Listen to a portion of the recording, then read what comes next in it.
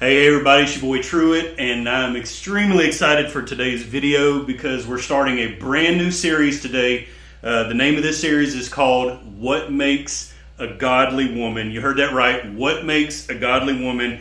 And what I'm going to be doing is I'm teaming up with different ladies, and we're going to be talking about this subject of what makes a godly woman, but we're going to be doing it from the perspective of a woman, from the heart of a woman, from the life of a woman. So wisdom would tell me to not start spouting off and start talking about all the things women should or shouldn't do and what makes a godly woman, because I'm not one.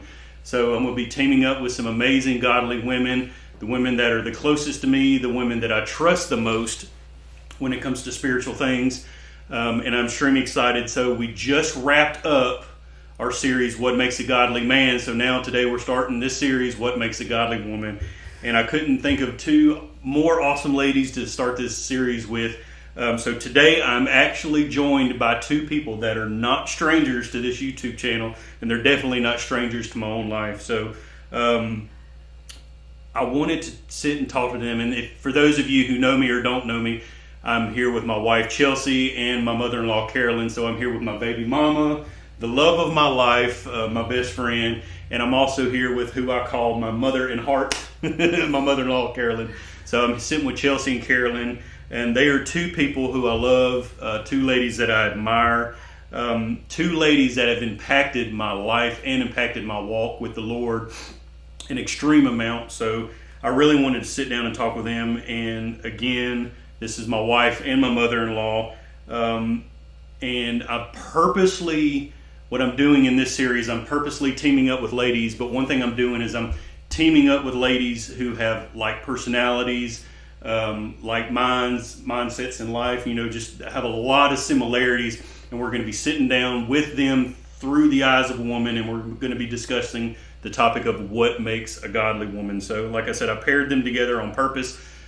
A few reasons are, if you know them or if you don't know them, they're very, very, very strong women, strong-willed women, very A-type personalities. So just grab the bull by the horns if something needs to get done. They are the type of ladies who are not shy with it. They'll just jump in and do whatever they need to do. So Chelsea, Carolyn, thank y'all for doing this video with me. Again, y'all didn't have to drive far. But I do love these ladies to death, and they're amazing. So, and I get to live with one of them. So anyway, so what I want to do real quick is I threw them a link in the chain. So we're going to start off with a quick kind of unplanned / barely planned question, and I want to get their take on that. So we're going to get started. So last minute question. So because y'all have very big personalities, A-type personalities, y'all are really, really strong women. Y'all are not meek and frail, cowardly little women. I hate to say that word. So with y'all's type of personality, so what I want to know first for everybody who's going to watch this video, where do you think those personalities came from? How do you think y'all ended up having those personalities? And another thing is, how has God used your personalities over the years, and how have your personalities kind of shaped you, and how has God used those to lead you throughout your life? So y'all go for it. I get it from my mama. You 100% get it from your mama. So anyway, go ahead. I don't know. Because my sister, my biological sister, she didn't have the, bull by the horns personality. She was more sweet and gentle. And so I don't know. She's got the same parents. We were raised the same, but I was first child. She was second child. I don't know. We could really go into the whole thing, but, psychology, sociology, the whole background. I have no idea. I don't know why, and I had someone tell me, God knew who you were going to be. He knew who your parents were going to be, and he knew what your personality was going to be. And now you need to see what God wants you to do with it, because, everybody was not created the exact same to do the same things. And I don't know why. There's times when I have to bring my personality back and draw it back, that I feel like that it's not beneficial, and that my bluntness or my boldness is a negative thing. And I think, for lack of a better way to put it, there's a difference in having a bold, straightforward personality and being a butthole. That is true. Like, there's a difference, you have to have some kind of understanding of what's, the right time, right place. And so, I've had some times when someone will say something and I'll say, okay, well, why? And they don't like it. They don't like that because I'm questioning. And I'm like, okay, but you're telling us we have to do something. Explain why, please.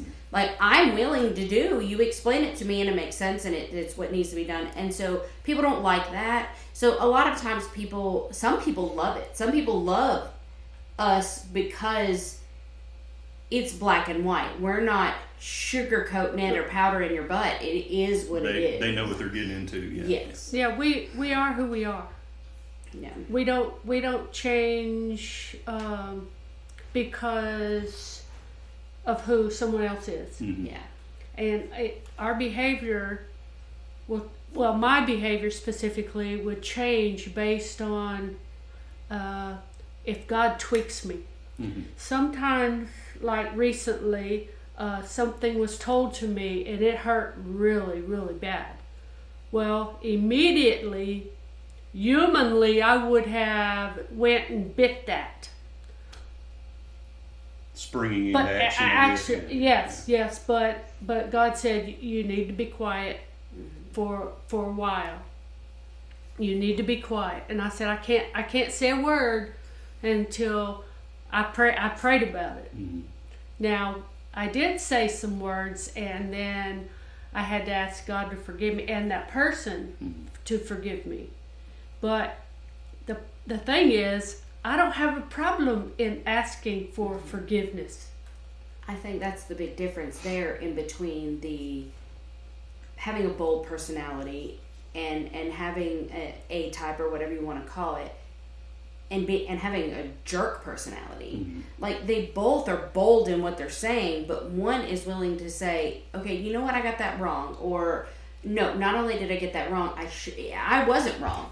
I was actually 100% right in what I said, but how I said it was very wrong, and I apologize for that. Exactly. And so being able to ask for forgiveness, I think, is the biggest thing that makes that difference, that separates that. So let me ask y'all this, and I hate to cut you off. So for the person watching this video, so being a mother-daughter combo, for those that are watching this video who don't share that type of personality, that don't have that immediate, whatever the situation is, just run into the fire. How can that type of personality possibly help them when it comes to spiritual things? We're talking about, the subject of what makes a godly woman. So how can somebody take this bold personality, like Chelsea said, and use it to their advantage in their walk with the Lord? A type A, in my mind, is never giving up. You don't give up. No matter, especially when it comes to serving the Lord and using Him as your walk forward. There's a lot of people who will come to you and ask questions, and one of the things that comes to mind, what would Jesus say? What would Jesus do? True. I mean, should you just keep your mouth shut? Which sometimes I should, no doubt. But because of Him, I want to do that walk. Don't give up. And like I said before, if you're wrong, say, I was wrong, Lord, please forgive me. That's the big, walk the walk and never give up. And that's one of the things, this type A to me. Look, I am going to say, look, what would Jesus do? Do you need Jesus? Don't back up. Go forward. And see, that was my type A. Yeah. So with everything your mom was saying, what I was getting out of that is y'all's type of personality, it comes with responsibility. Sometimes it's needed. I guess sometimes it's not. But I guess it comes with a responsibility on the back end. We have to listen to the Holy Spirit, because that's hard to do. That's hard because my mind goes 90 to nothing, and I have to remind myself that I don't have to say everything that's in my head, and that's not always easy. That's not always what happens. That's not always, and so I have to remind myself, okay, just because it pops into your head doesn't mean that's something you have to say. And I have to actually sit there and go, okay, God, was that for me or was that for them? Mm-hmm. Because sometimes God will say something to me and I'll be like, okay, was that something that I need to understand or was that something that I need to share? And I think the biggest thing is just listening, because there's some people that you can go up to them and you have to say something to them boldly. And they get it because their heart is ripe for it, you know, right. like the ground has been tilled. It like, you know, that work has been put in, and then you go and you were able to plant the seed. But if you do that to somebody who is not ready, it's going to turn them away, and it's going to possibly put them further back in the process of coming to the Lord. Especially new babes in Christ. Yes, and that's then the happened to me. gentleness, like so we've had the situation in the church where good meaning women that want to be helpful will come up to someone who has just gotten saved. Okay, honey, you really need to not wear that anymore. You really need to work on the way that you look. Like, we don't do that. Da, da, da. And I'm like, you know, that's something God is going to continue to work through them And for. He will. And you slowly go through that process, and He will. He's going to refine them. He's constantly going to refine them. You love them. And you work with them towards that, but you going up to somebody like a bull and telling them, okay, you need to change this. And now, do we need to guide them and disciple them in these things? Yes. But you have to do that with love. Yeah. And there's some people that you can come up and they're going to be like, okay, what do I do? Okay, I need to take action. I've accepted the Lord. What do I do? I need some steps. I need these things. But then there's some people that are coming in and they're afraid. Like, they don't know this is brand spanking new. They feel lighter and happier than they ever have, but at the same time, they're like, I don't know what to do and I don't want to mess up. And then you tell them they've been coming to church wearing a skirt that's too short. That is longer than the skirts they've ever worn. Right. This is their longest one, and they're trying. And it's hard because you could see men looking at them the wrong way, but sometimes it's not intentional. No, it isn't. And so it isn't. But then at the same time, that might be the man problem, not their problem. Absolutely. So we need, that's a whole nother discussion. That's another video. Like, I'm not putting that responsibility on the woman because, man has 100% responsibility to guide his eyes. Go ahead. One of the reasons why I asked that question is because the people that see this video and they know you guys or somewhat know you, they'll have a glimpse into why you're going to be answering the questions and talking about the things you're doing. The other part is the people that are going to watch this video that don't know you guys. I'm trying to give them a kind of a backdrop of who you are and why you think the way you think and why you feel the way you feel. So when we get into some of the, the specific questions and the things y'all are going to talk about, they at least have some sort of idea of why y'all feel the way you feel and why you think the way you think. So that's why I wanted to kind of go there. So, well, some of our personality, we have to look at the nature versus nurture thing as well.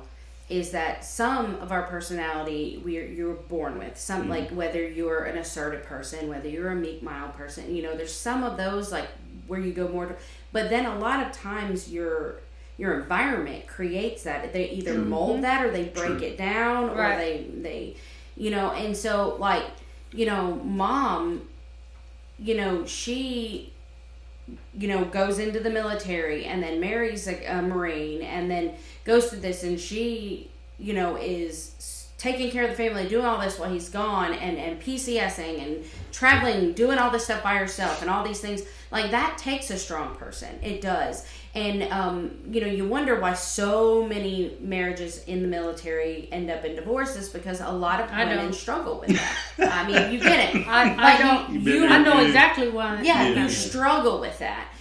Even knowing that that's what you're getting into. Now, some of them don't, but that's a different story. Mm-hmm. But then for me, I grew up with 2 military parents, having to make new friends every 1 to 3 years. If I wasn't who I was, I wouldn't have had friends, or I would have like one that I would have made after a year and then I would have left. Mm-hmm. So it was like... That's true.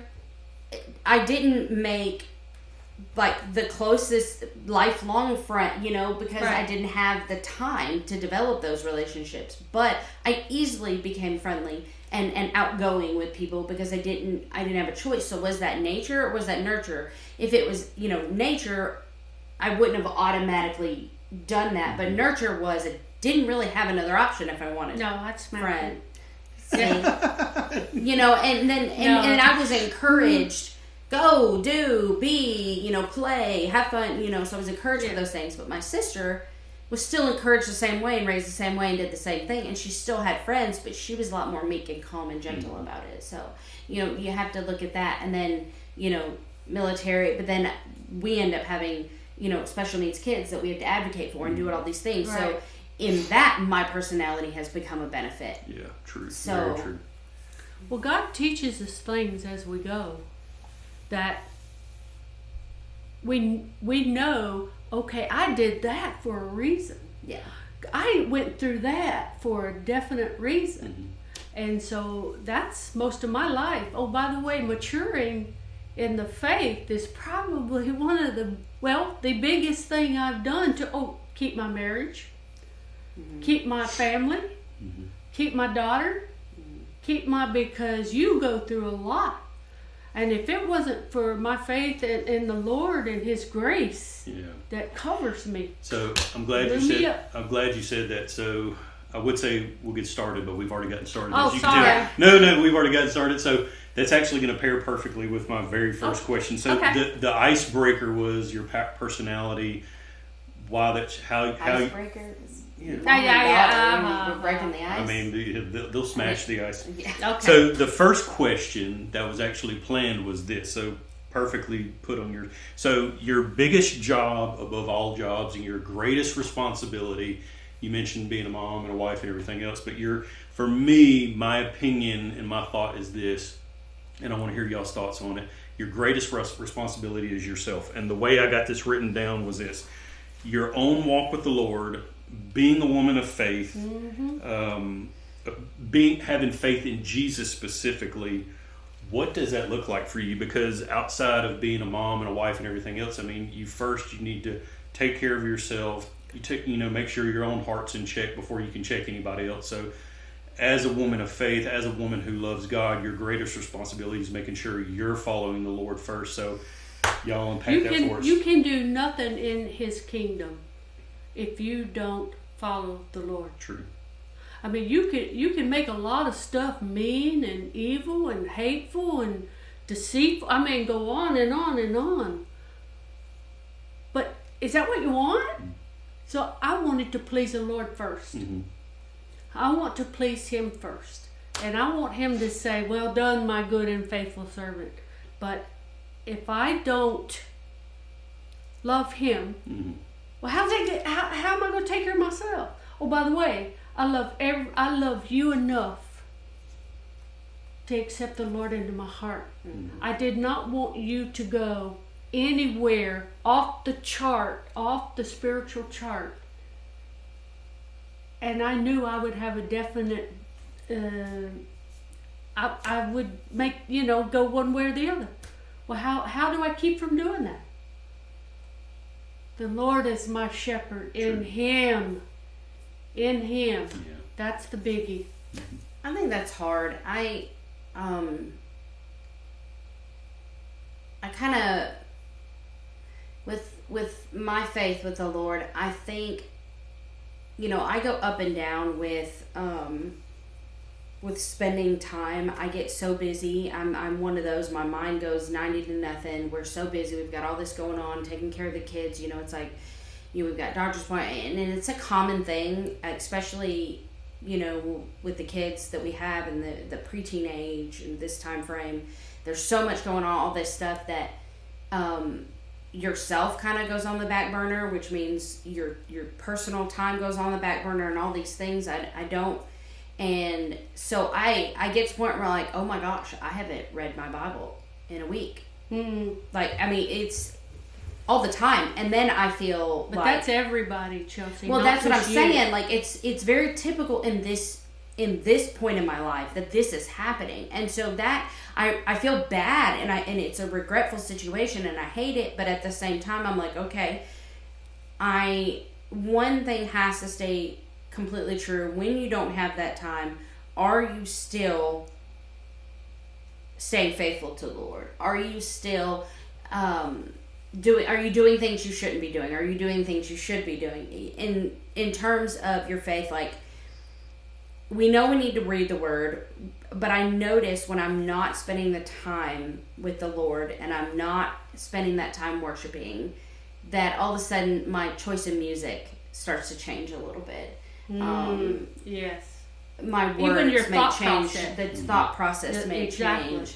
The shows that I choose to watch or things like that, and then it's kind of like I get a reality check. You know, Slap. the Lord will kind of go, "Excuse me," Oh, and then you're like, "Oh, yeah." No, I'm does sorry. he ever say excuse me? He does to me. No, he doesn't. Yeah, he God does. doesn't say excuse me. He says, I am the Lord your God. I don't read King James, so that is why I wanted this I don't read King James. I'm real and raw. He's a little bit No more fake gentle and loving conversation. than me. Yeah, I guess, Maybe I you guess. need King James Jesus. I don't know. I'm sorry. Go ahead. I'm over here with the NLT Jesus, but no, he reminds me. He's just like, ma'am, no, ma'am, and I'm like, I'm sorry. No, You're right, and Lord. so you're it's right. Forgive me. But that's kind of the way when I look back over my life. I don't remember getting saved. I don't remember saying a prayer. I Well, didn't I say I do. wasn't saved. I said I don't remember. I just, Ooh, I mean, I do. now I remember. 'Cause I I was going remember straight to hell, and I knew it. Yeah, well, I thought I was going to hell every 5 days, and I had to say a prayer. So Now do you see I why? still do that. I still. Now- I mean, now- I'm not I'm saying. Now do y'all at least see why I wanted to pair I them two still together do. Okay. while we're doing this video with this piece? I don't think that I'm going to hell every 5 days anymore. Every morning. Dying daily is different than, that's dying to my flesh, Hey, not thinking that's I'm true. dying and going to hell every morning. But having that conversation with the Lord and being like, okay, God, I've screwed up. I'm sorry. Yep. That type Absolutely. of thing, and having that conversation with them and coming back, and it's like coming back to your first love, over and over and over. And I'm reminded, hey, your husband doesn't like it when you don't talk to him. God doesn't really care for it either. And the same thing, if you don't spend intimate time with your spouse, they Very important. that becomes an issue. Extremely You don't spend important. intimate time with the Lord, it becomes an issue, and you get further apart. So who comes first? The Lord. No, I agree. I agree. Well, hey, this is from the perspective of a woman. I'm not Yes, chiming yes, in on absolutely. this. And All there's I'm a doing lot is of women- facilitating a good conversation. Hey, women Yeah. out there, I want you to know, your husband does not come before the Lord. Period. I agree. And I agree. Ever. I agree. The church is not the Lord. Nope. I agree. Nope. And so the church building, the church body, the church you go to does not become before your husband or your family. That's right. It's the That's Lord, right. your husband, your children, and then you can put church and work in there. That's gonna And be the rest of the Oh. external family. good. You got something? No, else? sir. Go Okay. ahead. Don't serve me. Oh, I work for a living. Well, remember? so did I. All right, so that's going to be a perfect segue into our next question. So, question number 2. All right, so through the lens of faith, through the lens of being a woman who loves Jesus, all right, being a wife, being married, having a husband, y'all unpack that. Just go there however y'all want to go to. And like you specifically being married to me and having to put up with me and deal with me and just, you having your husband having to deal with him. What does that look like for a woman of faith? Well, let me go first, if you don't mind. I'm pretty sure that we just had our 42nd anniversary. Congrats. Thank you. And I'm pretty sure that if we didn't have the Lord, my husband and I, that we would not be together. We spent half of our life apart, half of our married life apart. Why is that? Well, because of the military. And when we I thought that was a retired, good question to ask. yeah. For video purposes, people who don't know you, That why? wasn't by Well, choice. It was by orders. Yeah. Okay, my husband was active duty and I was Navy Reserve for 17 years. Yeah. So we all did our time apart a lot. Yeah. And then after we retired, we moved here and my husband would have to fly to DC every other week. So I was without him then, and he was without me. Well, we get together and it's worse than it was together, okay? And it's not nice either. Mm-hmm. But because we put the Lord first, Mm-hmm. no matter what, True. no matter what, and I could say it 10 more times, I still mean it the same. You've got to put the Lord first, husband. Yeah, that's it. Okay, sippy. So, I kind of see the same thing. Like, we weren't apart, but dealing with multiple different things. We're both strong personalities, but we deal with conflict. Don't even stop. We deal with conflict very differently. I'm a head on, and he's a back up and turn away and walk away. I tell people she's aggressive and I'm passive aggressive. That's exactly how it is. No, It tracks. It real. tracks. That's real. And so we had to learn how to address that. So we both, it's kind of like, I joke and I say, like, he was soft, I was really rough, and we had to come together. I had to rough him up and he had to soften me up, a little Amen to bit. that. So now we're more like pumice stone than lava rock and, a jewel or a gem.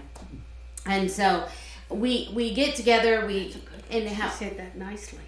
it was a nice way to say it. I tried. I thought about it. But anyway, we talking about just coming from a wife's perspective, when we were at the point that we were done and we were going to get divorced, I went and talked. Oh no, I can't believe that. That Keep going. The Christian couple had problems. Yeah, I mean, the fact that people don't Really? talk about having problems or that they were at this point. There's so many people that I share my testimony, and they're like, "Oh yeah, we had that about that same time on our marriage," and blah blah blah. Like most people, almost everybody I know of that has come to, maybe one or two that maybe not, but anyway, they had a point in their marriage where they can say that they both were done and they were going to get divorced. That the D word was talked about. And I went and talked to our pastors at the time, and I didn't go in with he does this and he does that because he didn't come with me. And I sat there and talked with them about everything that was going on, and there was a whole lot that was said, a whole lot of good wisdom and things that were shared and everything, because they were really surprised and shocked because everything seemed great. Like, most everything in our marriage was great and all these things, and we do these things. We have so much in common. We do Because we're things. we're loud, happy people by nature. Yes. So, And we're not. People We're don't also see not. We're also not going to, like, we could have a fight and then go hang out with friends, and the friends aren't going to be aware of the fight because that's just weird. I think, like, I'm not going to bring that into my friendship with somebody else. They may notice that he's mad, but they're not. Anyway, that's a different. Anyway, the one thing that they said that stuck with me was, have you been doing what you were supposed to do biblically as a wife? And I was like, slap. I was like, well, what do you mean? And they said, well, what God tells you to do. They said, I'm not talking about him because he's not here. Right. What you were supposed to do as a godly wife, have you been doing it? And I said, no. And they said, then how can you say you're willing to give up when you haven't even tried it God's way? And I was like, what? Choo-choo. I was like, Yep. okay. And so I decided I was going to start doing it God's way. Did I know 100% what that was? No. 80% I got it. Okay, I really need to pray a lot. But I started researching that. I got the book, what is it, by Stormy or something, Power of a Praying Wife. I think that's her book. So I got that one and I really read through it. I want to read through it again and probably need to, like, once a year. It might need to be like my anniversary goal or something like that. It's a good book just to where it reminds you the power of prayer. You know, and I believe in prayer, and I've always believed in prayer, but believing in prayer to the point where you are giving God the control over it. Like, you have nothing else. It's done. We're getting divorced. We're done. I have called and made an appointment to talk to a lawyer. Like, we're done. And then I go in and I say, okay, I don't want to do this anymore, but what does that mean? I don't want to get divorced anymore, but what does that mean? We're still, our marriage still sucks. So what do we do? And so I start reading this book. Well, no, this was years ago. So I start reading the book, and it really just talks about you pray about it. And so I start praying. I started praying specifics over him and over me and over us and how he responded. And God, please download. And I'm like, okay, if I believe my husband hears from the Holy Spirit and I believe that he's a believer, why are we having this issue? It's because he'd been chasing after God that way, and I've been chasing after God this way, and we hadn't been doing it together at all. Yes. Very true. And that's not a biblical marriage. Right. And so I started praying over these things. God, download into him what he needs to do. Download these changes. Help me to know what I need to do. Show me. Reveal to me. You know, and just praying for him to understand how I feel and all of these things. And I'm like, okay, this is going to take a while. I was on my knees ready to dig in for like months and years to wait for him to get a clue, right? Is that A-type personality again? Well, because you can be slow on the uptake sometimes. So, like, I'm kidding. I didn't know how long this was going to take. I didn't know how long this was going to take. So I was like, I'm down there. Right. But it was like days and weeks in some of these prayers that God started revealing things to him and showing him. And all of a sudden things are changing. And I'm like, I don't understand what's happening here. Because I didn't expect, I expected change. I expected answers. But I did not expect them how fast they happen, how quickly they happen. Amazing. And it's funny because that day that I talked to my pastor was on a Wednesday, and I come home and I talk to him and tell him I no longer want to get divorced. And of course he's like, you know, because we had just decided earlier that day we were, and he's just like. So I guess Mr. Joyful wasn't being so joyful. You were not that day. No. Give it a couple days and you were getting back. So let me cut you off there, and I'm sorry to do this. No, so as her mom, as my mother-in-law, and as kind of outside looking in, but also on the inside looking in, anything you want to elaborate or anything you want to... It wouldn't happen. It was never going to happen. I knew it wasn't going to happen. She believed that. She told me. She was like, it's not going to happen. No. And I'm like, Mom, it's happening. No. And she was like, no. No. So it's never going to happen. For somebody who is praying for us and trying to encourage us, you knew on the tail end from some of the stuff you and your husband's gone through, the blessings that lied ahead, I guess. And she just didn't believe it. She just had faith. I believe in God. Mm-hmm. I believe in the faith. Mm-hmm. Well, I had faith. Mm-hmm. And I knew from years before, that's not going to happen. Mm-hmm. Yeah. And I refused to let Satan do that. Mm-hmm. And oh, by the way, he was trying hard. Do you realize you wouldn't be here doing what you're doing now if you'd have let Satan do that to you? 100%. Yeah. And together, there's a reason God put you through things. It makes you stronger through Him. True. Because you know the hell that you've been through. Mm-hmm. Same with me. And it's funny because, you know, I helped other people through, you know, what we were going through before. And I had to reach out to one of them and say, okay, walk with me through what you went through. Help me. I said, because I'm going through the same thing now. And it's funny because, you know, we have to realize that our relationships can be roller coasters. And this is one thing that I got out of the whole situation. I stopped looking at everything as so dire. Mm-hmm. Every argument, every disagreement, every time he hurt my feelings, every time I hurt his feelings, every time we disagreed on something was not an end-all be-all. I stopped looking at everything as something I had to win. And that was one thing someone said to me. It was, I think it was my therapist. She looked at me and she said, why do you constantly think it's a you against him? It should be you and him against the problem. Mm-hmm. And that's when I was like, okay, so how do we together fix the disagreement? I started looking at it as it's the disagreement, it's the problem, and we're working at it together instead of like us coming at each other this way because of this. I had a thought, so that makes me think, because when you were younger, I know it because I'm married to you, but you mentioned briefly about, thinking that you were going to go to hell every 5 minutes if you did something wrong. So feeling like your salvation is volatile, feeling like your marriage is volatile, when she's saying literally just no matter what, just put God first, trust God. It's almost kind of like a pattern, and you don't even realize it sometimes. So no, there's a lot of those patterns that show up in your life, and you have to recognize them, because that in terms a lot of times comes from generational things and also soul ties and different things that you have to break off of yourself. And I started calling things out for what they were verbally. Rebuking things. We'd all of a sudden we'd be at each other. You talking to Satan? No.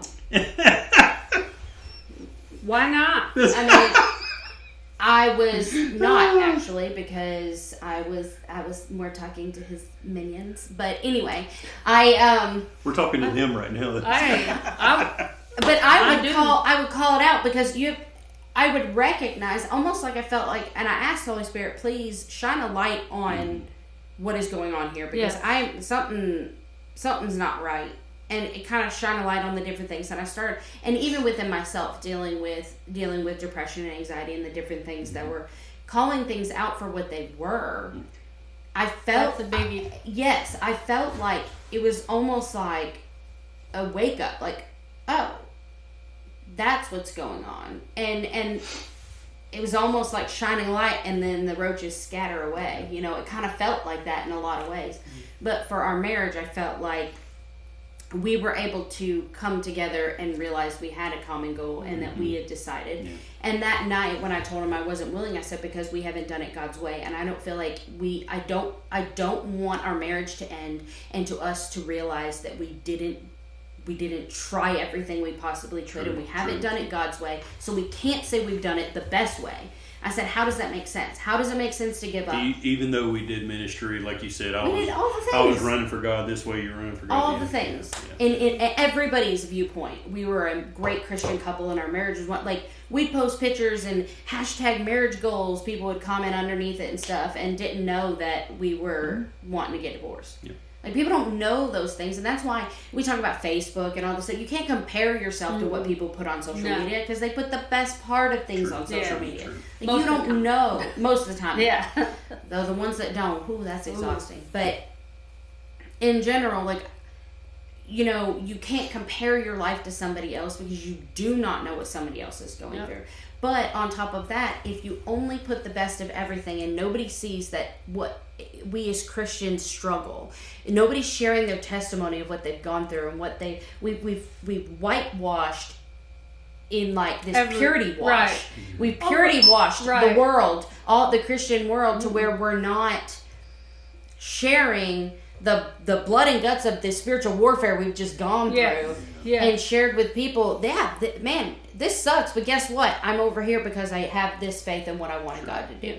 And as women, I believe I don't believe that helpmeet or helpmate or whatever, I don't believe that was servant. I don't believe that was intended as a wife to be.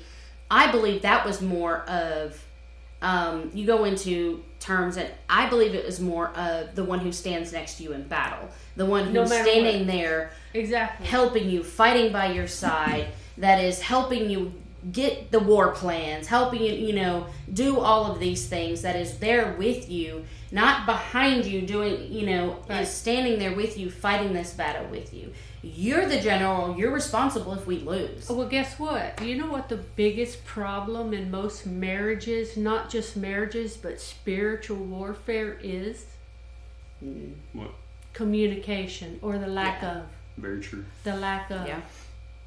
I have had times where I thought I talked to Satan more than I did God, because he was on me all the time.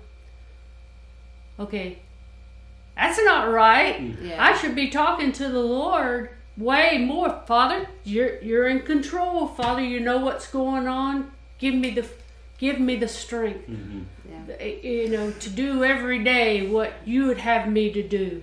And that's a big deal. And sometimes we give Satan a little bit too much credit. I because agree. Sometimes it's not Satan, it's It's our own us. flesh. It's us, It's right. our own problems. It's That's the right. the things, we talk about our That's personalities, like when we did that. We also have to understand that some of the parts of our personality were not what God intended, and it was things that we picked up along the way. And I notice in a lot of women, we talk about strong women, and then these strong women get saved, and then they get confused because they're like, well, I'm a strong woman, and because they come into it with the view of the world when it comes to feminism. And so they come into it with this view, and that's feminism has been taught to them as a good thing. This is what we're supposed to be, strong women. And then they read the Bible and they're going, wait a minute, I'm confused. And then they go, wait a minute, this conflicts. And it conflicted with my personality for a very, very long time until I started understanding that a lot of the church's interpretation was wrong. Well, don't go there because we're going to get there shortly. So I don't want to miss out on one specific go thing ahead. we're going to talk about. So you mentioned, Chelsea mentioned generational curses. So next question we have is this. So through the lens of faith, being a believer, being a woman of God. Okay, so being a mom, having kids, raising a family. So this is going to be kind of a different view because you've already raised your kids are grown, and we are in the process of raising kids now. So as far as through the lens of faith, being a mom, having kids, talk about that. That's a loaded question. Well, and every child is different. Every one of them's different. I don't think I would change. The rules are the same. The rules are the same. Now, you use them differently for different children. I mean, like you and Tika. I had to be more forceful with. Tika, I did not. But the rules were the same. Yeah. The scripture is the same no matter what. God is the same no matter what. So, and you had to do that. And I raised 2 before I raised 4. Yeah. So it's not like I didn't have experience. We were the experiment, I understand. Experience before, and realize what the good thing before. Sorry. You do you. Anyway, and so I knew, okay, these things work. Yeah. These things work, and they work And for the some don't. Lord. But it's also different because when you got custody of the 4 kids, who are biologically her My sister's, great nieces and her nephews. sister's daughter's children. So Yes. my cousin's children. She got custody of them, and they eventually adopted them. They came with issues of their own that they, multiple different things they had gone through. And so you have to unpack that because you don't know, they're kids, and Right. and then you have to teach them and train them, and they don't always Get it. You basically have to learn and figure it out because they're very different than us. They didn't have them from birth. And so, anybody that's been a foster parent understands that, you've got to figure out the child, and then you've got, there's a whole lot to unpack there. And then any trauma that they've experienced, But my parents, they didn't go out to adopt the kids. They didn't intend for this, but they got taken away by the state, and they were going to adopt them out to 4 different families. And my parents were like, no, you're not doing that. So they had to step in, and they took the kids because they weren't going back to the parents. That was terminated. And so they got them, and they ended up being able to adopt them eventually. And so that is a difficult road to travel. And then I watched them travel this road, and I think you can agree, just like I can agree in my situation. My kids are 11 and 13, and I still at this point look back and go, I would have done that differently. I would have done that differently. Always. You know, there's always things. But then there's some things look back and go, I'm glad I did that, or I'm glad I did that. But the one thing that you consistently did was you raised us and you raised them. And now they're 10 years, so they're 10 years different from me. Like, the oldest one is 10 years younger than me. So I was a senior in high school when they got custody of them. So we weren't, like, all in the same house together. Mm-hmm. Like, she raised me and my sister, Right. and my sister passed away when I was 16. She was 14. And then it was just me for a couple years. And then she got custody of the 4 kids. I go to college. So, like, we weren't raised at the same time. So it was like, you taught us the Lord. You raised us not just in church, but in the Lord. Mm-hmm. We saw you studying the Bible. We saw you praying. We saw you doing those things. And even Dad, when he was home, you know, we saw him do these things. You know, and I talked the other night about Dad. You know, he has a lot of wisdom, and I was saying, I said, it's because he studied the Word. Oh yeah. He studied, he reads on his own, and every pastor is going to have to ever understand with my dad, he is double checking everything you say from that pulpit with his Bible and what he understands. If you say something that he's like, I haven't studied that yet, he's writing it down. He's going to verify you it. Verify with that. Yeah, make sure it's scriptural. If it's not scriptural, he will let you know. Yeah, you have just created his Bible study for the next day is what you've done. You know, the next week he will be coming back to talk to you about it. And so, you know, it's those types of things. And so we want to do that with our kids. And there's some things, like, I don't think I'm doing enough in that aspect, but Justin does a very good job at that. And for me, I noticed that I don't know if it's because this is just a strength I have with the organizing of, okay, we've got the doctor's appointments, we have the IEPs, the 504s, we have these meetings, the school meetings, the homework and the tests and the all these things, you know. So this is where my brain goes into these things. And now I have a part-time job that's some weeks full-time, some weeks part-time, you know, that. Right. So it's all these things that we're doing, and I want to do that more. You know, I've realized that we have some friends that do a Bible study every night with their kids, and I'm like, that's awesome. I want to do that, and it lasts for 4 days. Why can't we do that? We can't even watch the same show. Like, Netflix has been amazing because we can get on and watch 4 episodes. Okay, we're good, and we can move on, because to watch the same show every Tuesday night when it comes out is not happening for us. We can't. We can't. And then there's sports and encouragement. But then we'll sit there in the car and have a 30-minute conversation about the Holy Spirit. Mm-hmm.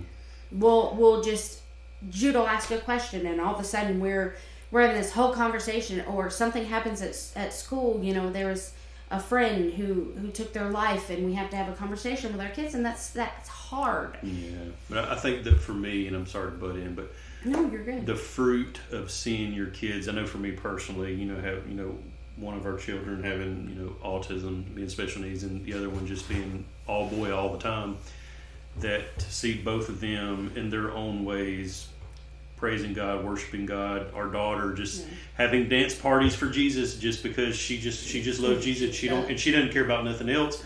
Or something as simple as our son every night looking at one of us and saying, "Hey, are we going to, going to tuck me in and say prayers?" To me, that was awesome. So, Mom and Dad coming over, and I'm like, "What for?" Well, they're going to tuck me in and pray with me before. Yes. Yeah. Yes. So I realized that there's little things, and I've also realized that that's just our lives in general. For me specifically, we don't have some big formal ministry.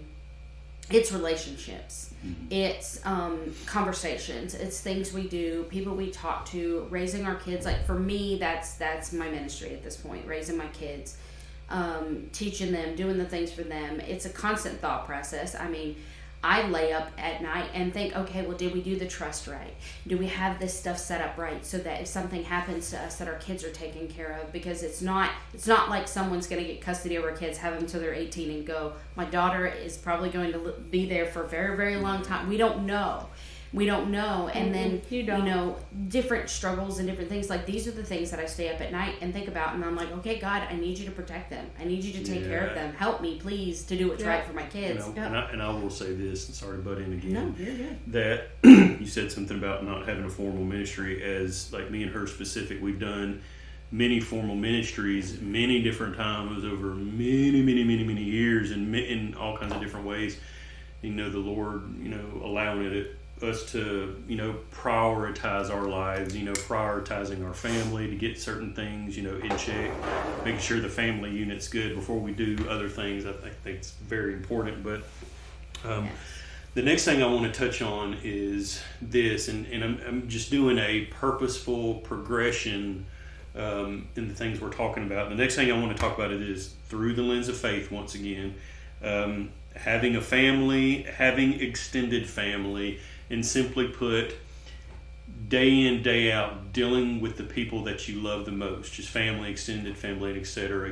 As a person of faith, as a woman of God, through the lens of your religion, through your Christianity, through the Bible, but dealing with family, the good, bad, and the ugly. What does that look like for you guys? Well, easy question to answer. Okay, we've been alone for a while, so me and my husband, just being me and my husband. Mm-hmm. So having family near you can be beneficial. Mm-hmm. So it's nice to be able to. I gotta go talk to my daughter because I'm really upset right now, and knowing full well that she knows where I'm coming from, and she knows how to say the right word. So, I do. That reminds me of a story, actually. When we first got married, I was so mad at him. I mean, we had just got married. Oh, never. I was so mad at him. I don't remember why. I didn't do nothing. I was mad. I don't know. You were mad at me too. I don't know. So we, first year of marriage, it is what it is. We're very strong personalities. We opinionated and all the things. Don't start. So anyway, I go to my mom and I'm just gonna stay here tonight. And she looked at me and goes, "What?" And I said, "I'm just mad at him. I go to my mom's house." I said, "I'm just staying." She said, "No, you're not." And I said, "What do you mean?" And she said, "You don't live here. Go home to your husband." And I said, "Well, no, I'm mad at him. I'm staying here." And she says, "That's not how this works. You are married to him. That's what a marriage is. You're not going to come here. You're going to go home to your husband and you're going to fix it." And I was like, she was not going to let me stay the night. And she's like, "No, ma'am. You go home to your husband and you fix it and you work it out and you're not running away from that and you're not coming here to do it. Go on." I was like, it kind of shocked me, but it established a boundary, and it also established an understanding that my mom and my dad were going to support my marriage lasting. True. They were going to support us figuring it out, and they also understood crap happens. We're not going to be perfect. We're gonna get upset. We're gonna mess this up. We're gonna fix it. We're gonna, Well, and not just that, but Bible says, let me go there, okay? Once you get married, you are no longer my daughter first. Yeah. You were his wife first. Right. So, and I love you. I will pray for you, but go home to your other half. And the Bible points out it goes the opposite. A man is supposed to leave his family and be joined to his wife. So same. Yes. That's the importance of a marriage. Yes. So. I mean, and mother-in-laws, let me tell you, sometimes you need to back out of your kid's life. Amen to that. I got my mother-in-law saying that. Truth bomb. No. Put them where they need to be. Sometimes you back off and say, "I'm going to pray. Now get out." I love it. By the way, it works. But the whole point is that, you come and talk to me about something. We're friends now. We've gotten. Yes, we're mom and daughter, but we've kind of gotten past that as we can come to each other as friends. We have that relationship to where she can come and she'll be like, "Okay, I'm mad. I need you to listen to this and tell me where, if anywhere, I'm in the wrong. how do I deal with this? And the same help thing. me, help me. And so the same thing, I'll go and she has no problem telling me, yeah, right there. Shouldn't have said that way. Not that you being upset is the problem, but what you said was not the right way, and that vice created versa. yes, and vice versa. And then here's the best way to do that. You need to pray about it. Here, let's read some scripture. Let's figure this out, and to be able to do that so that we can. But it's all with the understanding that I can go to her to ask her something, but knowing that she supports me in my marriage, in my faith, and in my life with my kids and with my husband, and she's going to give me biblical knowledge. If you don't have someone like that in your life, you have to find that person. Whether they're family or not. Well, it doesn't have to be family, and a lot of times it's better if they're not family. But because a lot of times the problem's with your family, but you have to have somebody. That's why I'm telling you. Sometimes you need to back off. Yeah. You have to have someone that you can talk to that you know is going to support your marriage. If you go to a friend that doesn't support your marriage or doesn't like your spouse, and that's not going to support, you're going to get that. Oh, well, he's wrong. Nope. And even if he is wrong, that's not helpful. And it's not. Your opinion can stay in your head. No.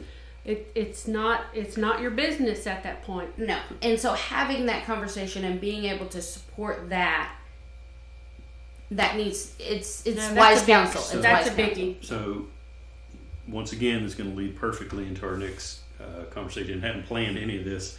So my next question is this. You talked about you and your mom being friends. Y'all are best friends.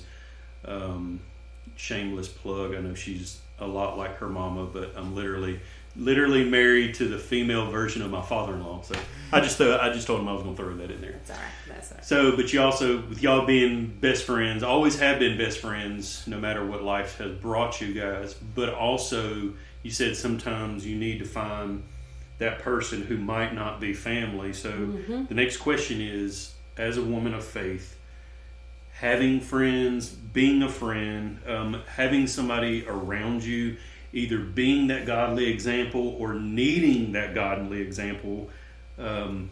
Speak on that real quick. However y'all want to go there. I know that's a loaded question, but No, I mean, it's a good question. I believe that every woman needs a certain friends. Every woman needs girlfriends, because there are certain things that your husband is not going to be able to provide you and doesn't need to because he's not capable. He's a man. And so it is what it is. No offense. There are certain I'm offended. things. For everybody who knows me, I'm offended. There are certain emotions that you need to get met by your girlfriends, not your husband. Your husband is just going to look at you like a deer in the headlights and going, how in the world? That's not a deer, but that works. And that's better. So, like, and they're like, okay, they want to fix it.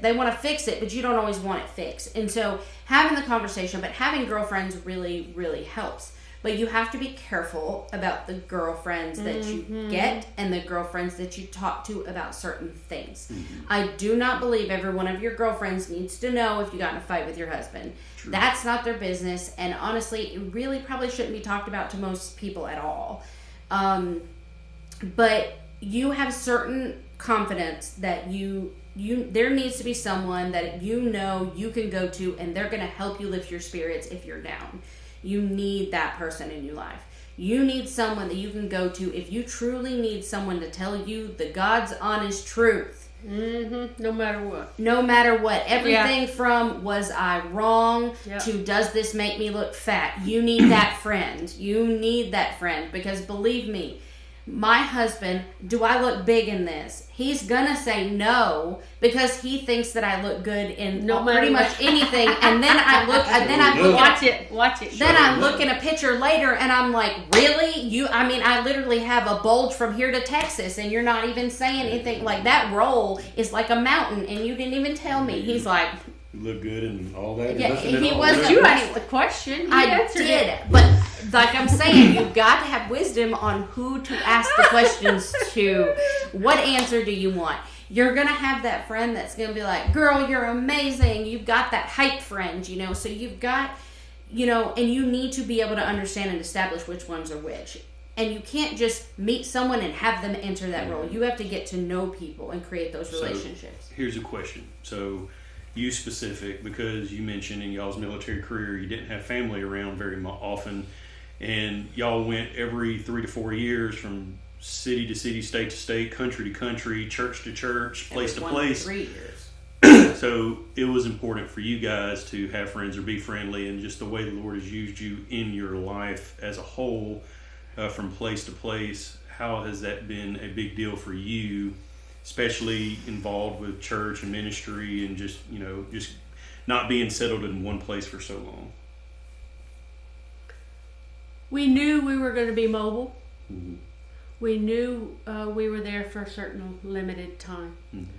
So what we did is we put all of our motivation into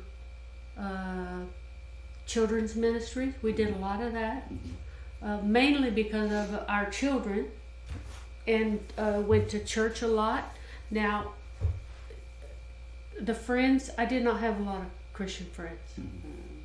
There were not very many Christian friends, and we moved from church every 2.5 to 3 years. Mm-hmm. Or less Church for to some. church to church to church. So that was one of the most difficult things that hurts. Well, Christian people, military people, because you're going to have to be moving.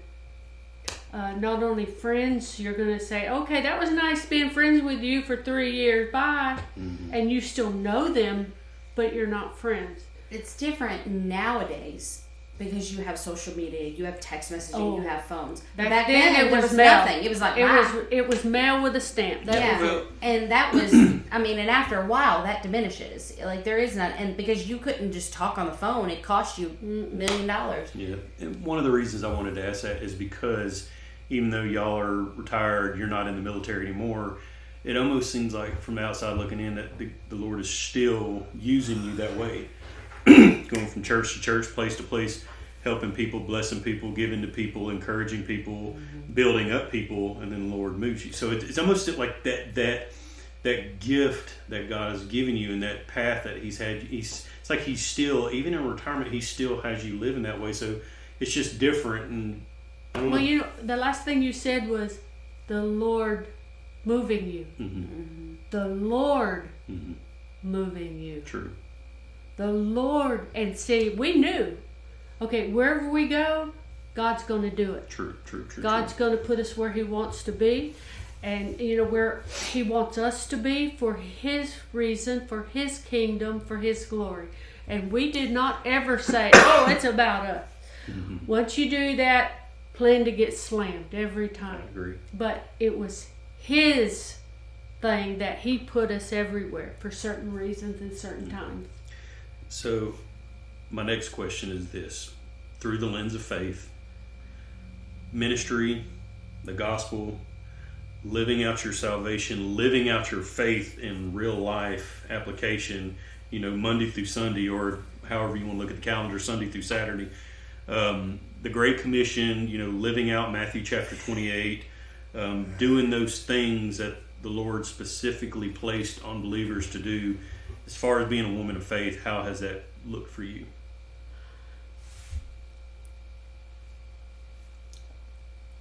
I feel like we kind of answered that throughout the Well, and yeah. you rest have. of it, And you have. But I mean, But go ye into Yeah. all the world. And we're not, whose world? God's world? Well, walking out that door right there is God's world. True. Very true. And walking out that door on this side is God's world. This is the east and this is the west. So I don't care where you go. Be as unto the Lord, so people can see that and say, hey, you ever see someone like that? And you know for a fact, that's a man of God right there. They got faith. And I said, are you a Christian? Yes. I said, how did I know that? Because of their behavior, because of the way they look at you, because of their smiles. You know how many people don't smile nowadays? Yeah. So, and God will take you where you need to go, but you need. And I guess the reason I asked that question specific is that we've talked about the importance of, putting the Lord first. We've talked about, parenting and marriage, and we've talked about being a friend and all these other things, but we still, even though we have a lot of priorities, one of the biggest priorities is going to be ministry of some sort, however the Lord leads you. So that's why I asked that specific question.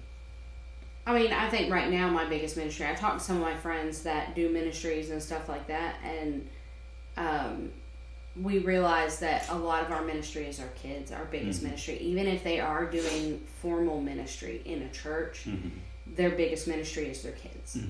And so I don't know why God's put us on the path that we've been on. I didn't expect it to last this long, but it has, and it is, and we're here. And I think I look back at, you know, where God has had us, and I believe that the biggest point was that He needed us to focus inward.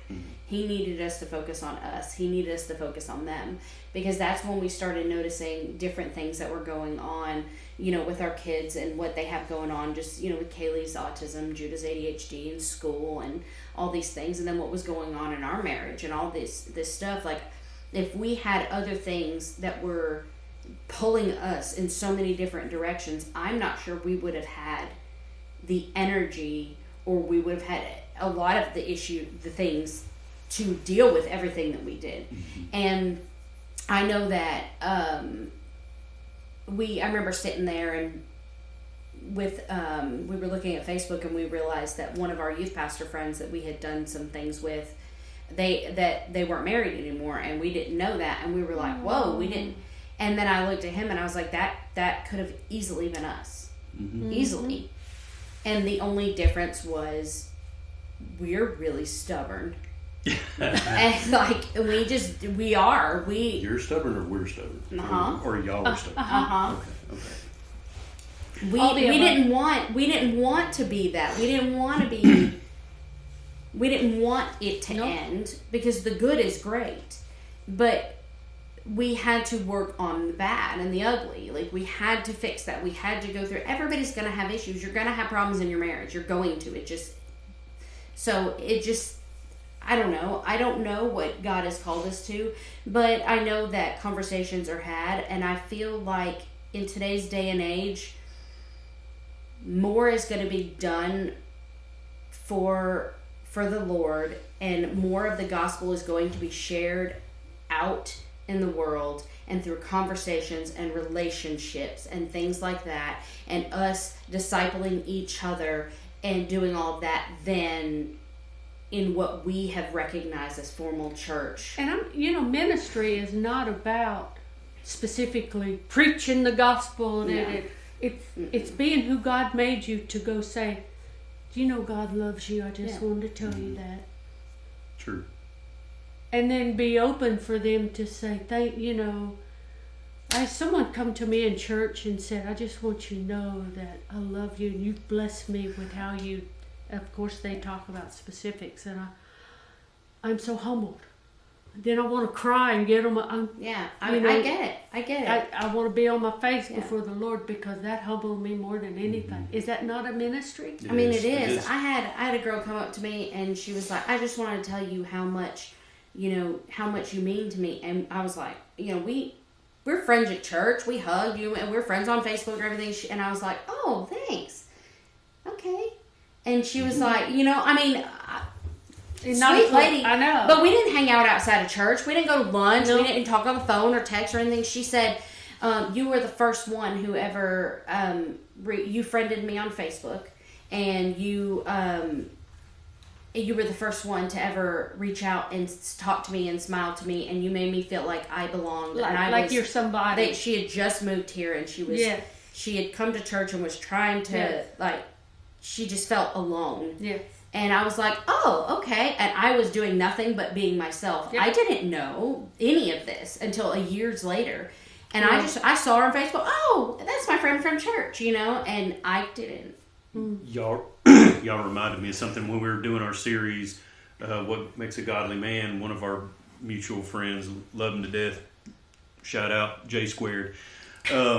He made the comment about, because I was reaching out to different guys saying, hey, in your opinion, what makes a godly man? Because I don't want these videos to be about myself.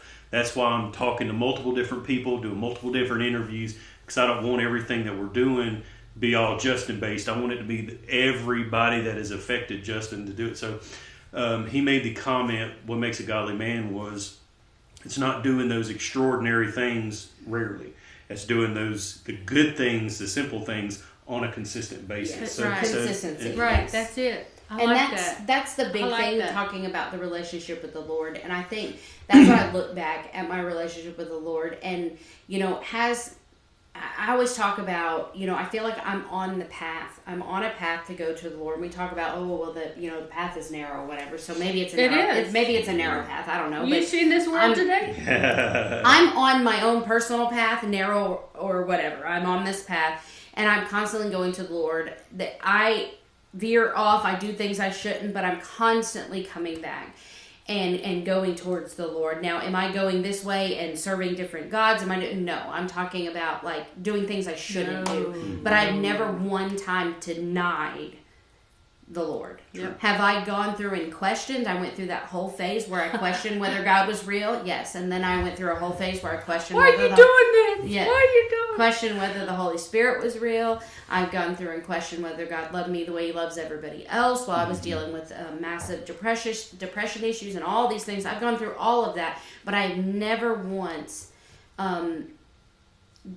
gone away from my faith. I've never walked away. And I think consistency is the biggest thing, because we have friends that skyrocketing and did amazing things for the Lord and did all these things and then dealt with the tragedy and completely turned away and are no longer following the Lord. And that breaks my heart. That breaks my heart a lot. And I just look at that and I think consistency. I think the Lord would rather have consistent relationship, consistent following, obedience. Obedience is better than sacrifice. I would. Yes, I think He would rather have that than these drop down, fire-filled, all these. I think He would rather have like deep consistency. I pray in the shower. Mm-hmm. Yeah. I pray just whenever. So consistency in that form, yes. Now if I want to drop down, fire burning, then that's okay too. Yeah. But the consistency, I believe, is no what is matter important. what. Yeah. Yes. Yeah. Okay. So next question. This is going to be our second to the last question. This is going to be kind of for fun, but serious at the same time. So to address the elephant in the room on the subject, what makes a godly woman? This is how I wrote it down. How do you address some of the stereotypical concepts, the hot button issues and topics of our day, and some of the biblical precedents of things that women should or shouldn't do in the church, outside the church? So those stereotypical, women need to do this and women need to do that. And that's why I decided in this series that I didn't want to just spout off and talk about women need to do this and women need to do that. That's why I wanted to team up with women around me to get an accurate look at what makes a godly woman. So how do you address some of those stereotypical things that the Bible talk about, or people in the church talk about, that women should or shouldn't do? How do you deal with that? Go for it, Chelsea. I mean, I don't really deal with it. I've never had a man bold enough to come up and tell me what anything I was doing was wrong. So for example, two things that I wrote down, for example, is, example of, wives submitting to your husbands, or, women keeping silent in the church. Just all of those things that people talk about sometimes, and even sometimes people in the church misuse or abuse. How do you deal with that? That's just a couple of examples. Easy question. Yeah. I believe there's a lot of misinterpretation based off of misogyny, but that's a whole different long conversation. You have to look back. The Bible mentions many, many, many, many women in the Bible that were powerful prophetesses. They were women of God. They were preachers. They were teachers. They were, all of these things. Honestly, women were integral in what Jesus was trying to do. Mm-hmm. I'm not exactly sure where that downfall happened. Maybe I'm not sure where that happened to where women were put so far on the back burner. I believe that scripture, women need, you need to stay silent, which was completely misinterpreted wrong. But anyways, where, women shouldn't be teachers and things like that. There's so much historical context in that has to be read. You can't just read the Bible and assume. You have to understand. You have to read the rest of it. You have to put it together. And then it's not going to contradict itself. So he's not going to have women preaching at one scripture and then the next scripture saying women need to be silent. So you have to understand, why was this said? Why were these things happening? Am I a Bible scholar? No, by no means. This is just from minimal research and understanding. But it makes sense. And so I've seen too many powerhouse women that I cannot deny that God has called them to what they're doing. For me to say that I women preachers, women, so on and so forth. There's too many women that are doing so many amazing things for the Lord that it is what it is. They're called to do it, and they should do it. And I pray for God's wisdom all the time. Mm-hmm. Well, His wisdom is not just for the women; it's for the men too. Mm-hmm. Okay. Sometimes and it could be not just a woman; it's a man. You need to use your wisdom and your chain of command, Mm-hmm. and say, okay, stop. Especially when they're doing bad stuff that's totally not biblical. Yeah. But if they're doing things that's biblical, how about prophecy? Should they shut up? No. And just because they're female, XXXY.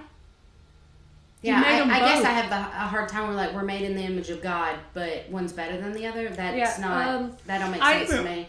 And so, but it's not. I don't believe that is the intention of a lot of people, but that is how it has been presented in the Christian denominations. It's become religion, and not, it's become an issue. Yeah, denominational. And I think there are scriptural precedents either way, but there's also things in the Bible, Old Testament and New Testament. You got women judges, you got women deacons, and Old Testament and New Testament. I think it's in Joel 2 and Acts 2, so they're both new and old, but they both repeat the same thing, that in the last days I'll pour out my flesh on all, men and women, young and old, I will pour out my. So I guess my question was, how do you balance some of those things? So you listen to the Holy Spirit, it's got to be His wisdom. One, and I have been known to back away. Mm-hmm.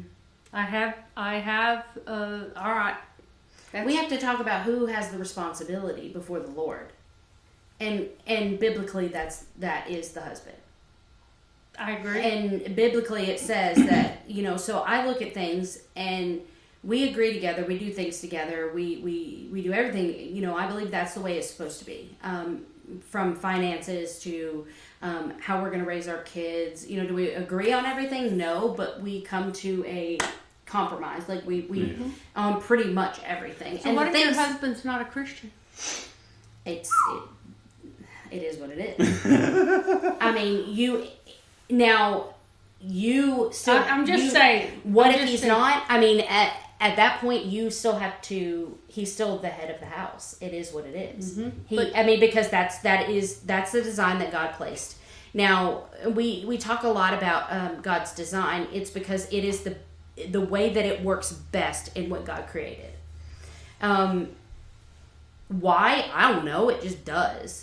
And they're the ones that's going to be responsible for that. And who's going to be held accountable before God? Exactly. And so if I or my kids are not trained up in the Lord, that is on them. So if they're not a Christian, the woman's going to do everything they can to raise the kids up. And I'm training them. You do everything you can, and you pray for your husband, and you support your husband, and you do everything. And it even says that if you were with someone who is not a Christian, live a godly life, so that you would be able to represent the Father to your husband. Yeah. And so you'd be able to do that. So it's not easy. That does make it more difficult. That is harder, and that's why I talk to girls nowadays, and I'm like, you have to be so stinking specific on what you want in a husband. Like, you have to be sure to be careful about who you are looking for. Yes. Don't settle for someone just because they're good looking. You have to find someone that is going to lead you and your family and your kids in the Lord. You know, because you don't get married with the thought that divorce is an option. You don't. So you need to get married with the thought that this is going to be forever, and that means making good decisions. Right. So our last point, and this is one thing I wanted to bring up. So Proverbs 31 woman. If you've been in church in any way, shape, or form, or not been raised in church, you've heard about the Proverbs 31 woman. So this is the notes that I had. So Proverbs 31 woman, what does that look like this day and age? But also, what does that look like? The weight of that, the responsibility of that, that comes with, and if a lady were to actually live a Proverbs 31 type of life, whatever that looks like, what kind of benefit could it to be to them? And I wanted to read a few of them and give one example, and I'm just going to let y'all talk about it. Yeah. So in my Bible, it's titled "The Wife of Noble Character," and in Proverbs 31:10 it says, "A wife of noble character who can find? She is worth far more than rubies. Her husband has full confidence in her and lacks nothing of value." And so, for example, this is one thing with Chelsea specific, you know, her being my wife, that I realize if I look back at the overarching look at our life, she has added benefits to my life. She has added blessings to my life. She has added good things to my life. Because when me and her started dating, and then when we got engaged and got married, I literally had nothing. And that's a whole nother story for a whole nother. But I lived in a empty shell of a home, no furniture, barely had any family, no friends, and then she walks into my life, and I literally had nothing. And since then, because of her, she's added to my life. So not just because of me. Yeah. I just it's encouraged for me. you. It was because of me. Yeah. It's because of the mother-in-law. I encouraged you to be the man I knew you could be. She brings him good, not harm, all the days of her life. She watches over the affairs of her household. She doesn't eat the bread of idleness. Her children arise and call her blessed. Many women do noble things, but you surpass them all. And then we all know the charm is deceptive and beauty is fleeting, but a woman who fears the Lord is to be praised. So this is what I was thinking of when I was coming into this question, talking about a Proverbs 31 woman. This is the second example, you know, her adding benefit and blessings to my life overall. And then a woman who fears the Lord is to be praised. And this is literally what I was thinking about in preparation for this video is, no matter if you're an A-type personality, you're a bold person, you're, you know, a hardcore person in a personality, or if you're just sweet and calm and sensitive and meek and mild, no matter what personality you have, the Bible isn't specifically saying you need to be hardcore or you need to be super soft and sweet and mushy. The Bible literally says a woman who fears the Lord is to be praised. So Proverbs 31 woman, y'all touch on that real quick and then we'll get out of here. When I was active duty, I used to get the evangel every month, the Pentecostal evangel back in the day. And I saw where you could make statements and write them letters.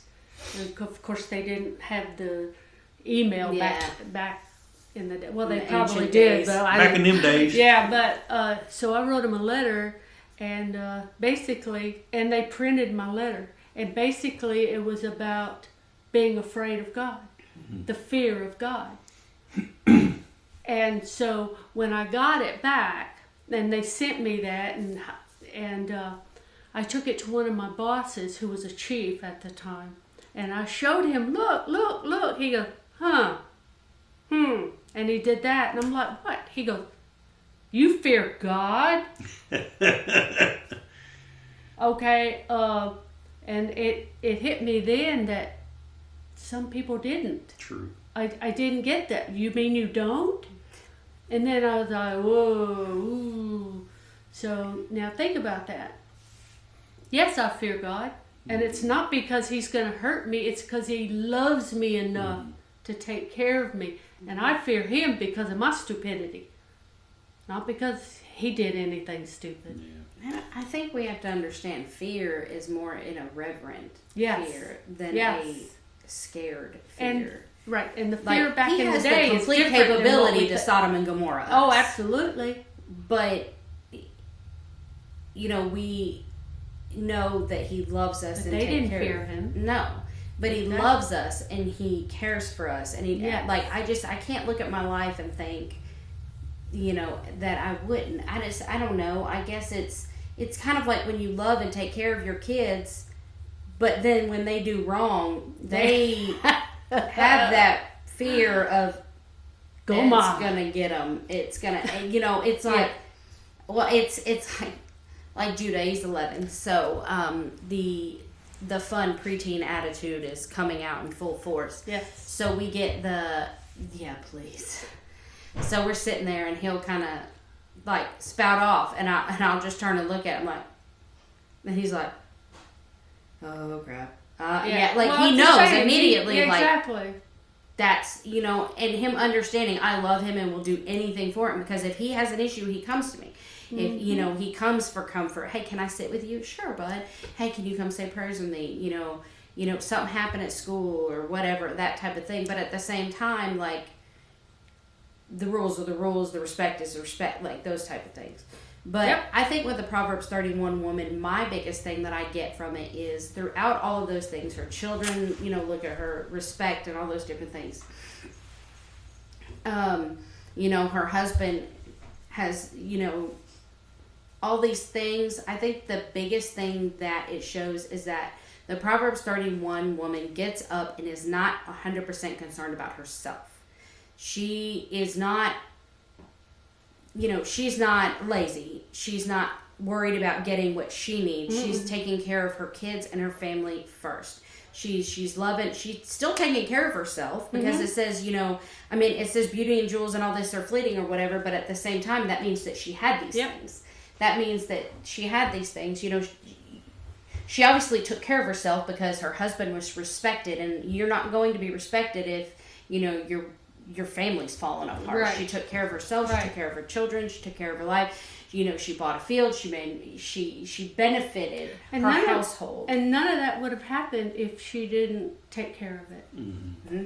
And so it's, her husband's going and doing what he's got to do, and she's doing what she's got to do. Mm-hmm. And they're doing what they have to do together to make the house. So whatever that looks like between a husband and a wife, sometimes that's different. If they're both working, that's a little different. Mm-hmm. They do things together, but it's them coming together, deciding what best ways to take care of the family completely, and both stepping up and doing it. So, wrapping this video up in simplest form, for the person watching this video, whether they know you personally or not, closing comments, last statements, word of encouragement, whatever it be, what would you tell the person that's watching this video on this subject when it comes to being a woman, knowing you're not perfect, but knowing you're going to put the Lord first, you're going to fear the Lord, and also realizing you got multiple responsibilities at the same time? What would you tell that woman who's watching this to encourage her, to help her in some sort of way? Pray a lot. I don't pray enough. I know I don't pray enough, but I know for a fact it works. Mm-hmm. I know for a fact that it has changed my life. I know for a fact that speaking to God has benefited my life drastically, and having that relationship with Him. So prayer, but also don't give up. I think that's the biggest thing. The biggest thing is continue to go forward. You mess up, turn around, go forward.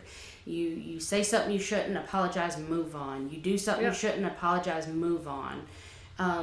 Don't and call out. I still have to do this. God has healed me of the depression and anxiety and all that. I don't know exactly where. It was 30 years, and then all of a sudden I'm not. But there's still times when I have to call out. I'll lay in bed and I can't sleep, and then all of a sudden it's like all these things going through my head, and I'm going, okay, you know what? No, Lord, I need you to clean my mind. I need you to wipe these things out of my mind. I was like, get out of my head, get out, and I have to call it out, and I have to do what I need to do to bring the Lord back to the forefront of my mind, what He wants me to think about, what He wants me to do. Because the nagging, it's for a woman. This happens. We think, oh, I did this wrong. I should have done this. I still have to do this. Well, not me. I do my Yeah, so what I'm going to do is in the description of this video, in the details, I'm going to put a link, because I did a video with Chelsea several months ago, where she talked about her testimony, her life, her struggle with depression, her struggle with anger, and her struggle, all those things, and God freed her after begging and pleading, and I don't understand how God freed her from that. So I'm going to put a link to that video in the description. So please, if you have not watched that video, please go and watch it. And if you have watched it and you think it'd be a benefit, send it to someone else. So anyway, so Carolyn, to wrap us up, what would you tell the person that would watch this video, whether they know you or not? Don't follow man. Mm-hmm. Follow God. Mm-hmm. Easy. I mean that's simple, and it won't be so easy, but it's simple. Mm-hmm. Yeah. And that's it. Yeah. That's it. That's all I've done. And I think this video is amazing. I think the things that y'all said were amazing. That is going to help some ladies somewhere, somehow, some way. Just talking about the different characteristics and traits and qualities of a godly woman, or the things that are needed to be a benefit to women. But this is, like I said, this is part 1 in our series, What Makes a Godly Woman. We got some amazing interviews and some amazing women lined up that we're teaming up with and we're talking to. So y'all be on the lookout for the next one. But for us, for my wife, for my mother-in-law, thanks for joining us. And hopefully we will see y'all on the next one. Peace. Be blessed.